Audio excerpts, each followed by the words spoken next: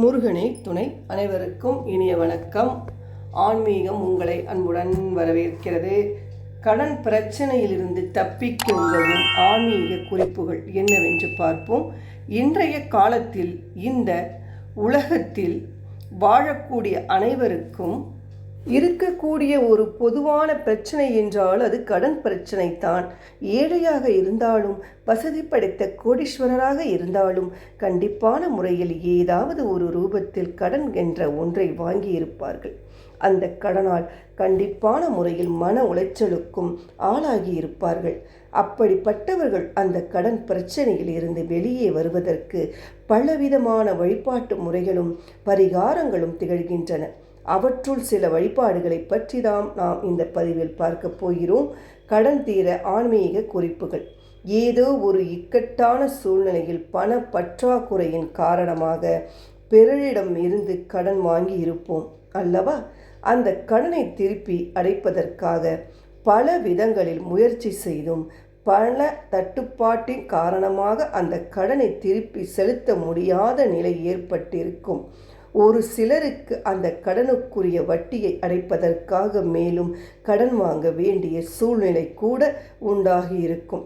இந்த சூழ்நிலைகளில் இருந்து தப்பித்து கொள்வதற்கு பலவிதமான முயற்சிகளை செய்வதோடு தெய்வ அருளையும் நாம் பெற வேண்டும். அந்த வகையில் தெய்வ அருளை பெறுவதற்கு செய்ய வேண்டிய சில வழிபாட்டு முறைகளை பற்றி நாம் பார்க்கலாம். கடன் பிரச்சனை தீர்ப்பதற்காக மேற்கொள்ளும் முயற்சிகள் வெற்றி அடைய வேண்டும் என்றால் அந்த முயற்சிகளை செய்வதற்கு முன்பாக என்றைக்கு அந்த முயற்சியை செய்கிறோமோ அந்த நாளில் செவ்வாய் பகவானை வழிபாடு செய்ய வேண்டும்.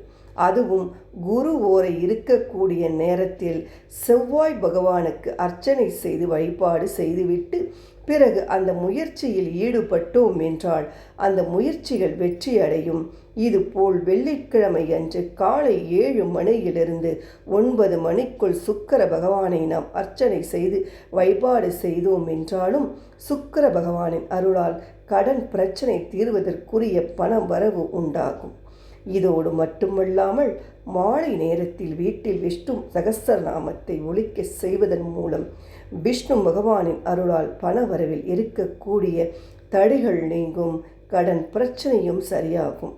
மேலும் இதைப்போல் மகாலட்சுமி தாயாருக்கு செந்தாமரை மலர்களை அர்ச்சனை செய்து வழிபாடு செய்தோம் என்றாலும் நல்ல பலன் கிடைக்கும். அதிலும் குறிப்பாக வெள்ளிக்கிழமையில் வரக்கூடிய சுக்கிர ஓரையில் இந்த செந்தாமரை அர்ச்சனையை செய்தோம் என்றால் கண்டிப்பான முறையில் நமக்கு இருக்கக்கூடிய எப்பேற்பட்ட தரித்திரமாக இருந்தாலும் அவை அனைத்தும் நீங்குவதோடு பண வரவு அதிகரிக்கும்.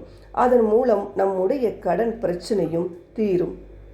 எந்த அளவிற்கு வீட்டை சுத்தமாக வைத்து கொள்கிறோமோ அந்த அளவிற்கு கடன் பிரச்சனையிலிருந்து விடுபட முடியும். என்றும் நிலை வாசலுக்கு எந்த அளவிற்கு பூஜை செய்து வழிபாடு செய்கிறோமோ அந்த அளவிற்கு வீட்டிற்குள் இருக்கக்கூடிய எதிர்மறை ஆற்றல்கள் விலகும் என்றும் ஆன்மீக ரீதியாக கூறப்படுகிறது.